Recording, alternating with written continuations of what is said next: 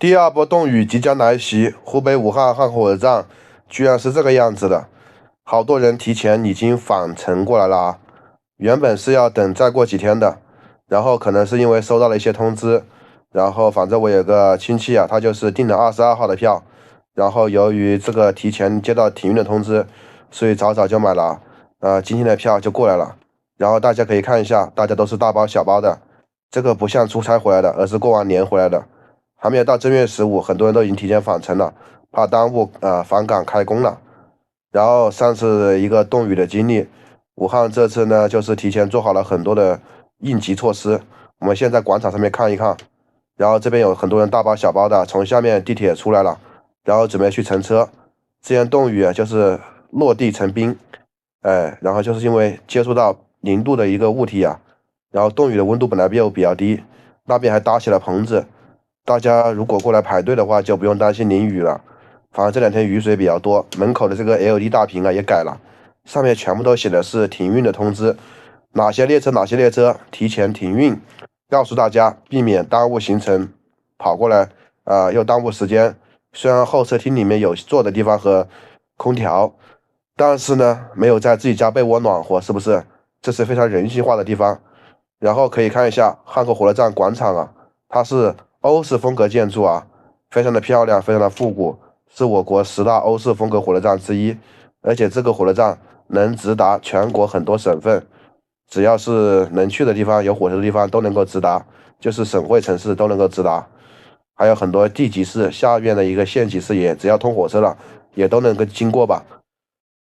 它也是我武汉唯一一个能走绿皮，也是能够走高铁，也能走动车，反正天南地北来来往往啥都能走。武汉的天河机场也是能够直达5大洲的，有机会带大家去武汉天河机场看一看。今天呢就只看看汉口火车站，看看这个雨棚啊是不是非常给力。下雨的时候、下雪的时候不用担心啊，被雨雪给淋了、感冒了。这2天大家一定要注意添衣保暖，天气一下子突然降了20度啊，感觉真的武汉的天气、湖北的天气啊。就跟那个什么一样的，反正降温降的特别快，变脸变得特别快啊，反正就是让人受不了，我都感冒了。之前我记得那个时候第一场冻雨的时候，就让我耽误了好几天行程，本来已经提早的放假了，还在这边啊，就是因为道路结冰啊，雨雪天气啊，高速啊回不去，因为我不能坐火车回去嘛，那时候火车已经通了，但是大巴车没通，我们那里没有通高铁。所以只有等到天气好转的时候，但没想到回去那天腊月28了，回去之后还是一样的要堵车，所以说很头疼。也希望我们那里早点发展起来，通高铁啊，真的高铁很方便啊。然后很多人都嫌弃什么高铁票价贵，什么绕路，这都是无稽之谈。因为要去别的地方接到人之后，然后再去另外一个城市啊，途经的地方都要途经啊，对不对？不可能保证城市与城市之间是2点一线的。大家可以看一下，这边全部都是出租车。然后全部都已经准备好了，只要来的旅客第一时间接待他们。但是这些车都换成了新能源车，现在真的是新能源时代啊！不知道你们最近看到没？那个比亚迪的秦 PLUS DM-i 那个油电混动的，居然只要8万块钱起售，真的是惊到我了呀！我估计这一次汽车估计又掀起了一个新的高潮啊！然后大家可以看一下，整个火车站的广场上面并没有太多的旅客，实际上是因为火车站是实行的是上面可以进，下面可以进，可能是因为下雨的原因，或者是很多人都知道下面可以进站了，经常过来就知道从下面走了，因为下面是地铁，一出地铁就可以进站了，上面就看不到什么旅客了。然后下面呢是出站口，所以能够看到很多旅客。等会呢带大家看一看下面出站口的一个情况是什么样的。我现在呢就准备下去了，看一看这个下面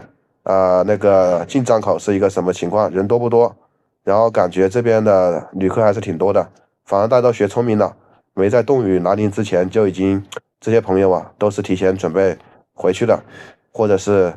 出来的，反正就是挺聪明的吧。对此你们怎么看啊？路面上好多地方都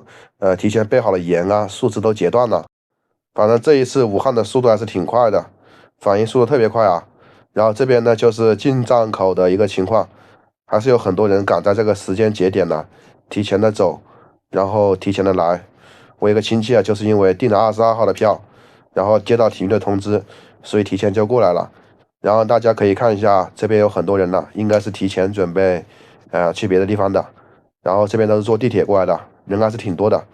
武汉的汉口火车站是一个非常大的交通枢纽站啊，所以这边的旅客来来往往的特别多，特别是现在还在春运期间，很多人也是很正常的啊。不过这一次应该是有备无患的，因为提前做好了很多准备，什么树枝都截断了，然后道路上面的盐已经备好了，还有很多那个措施都做好了。好了，下期再见。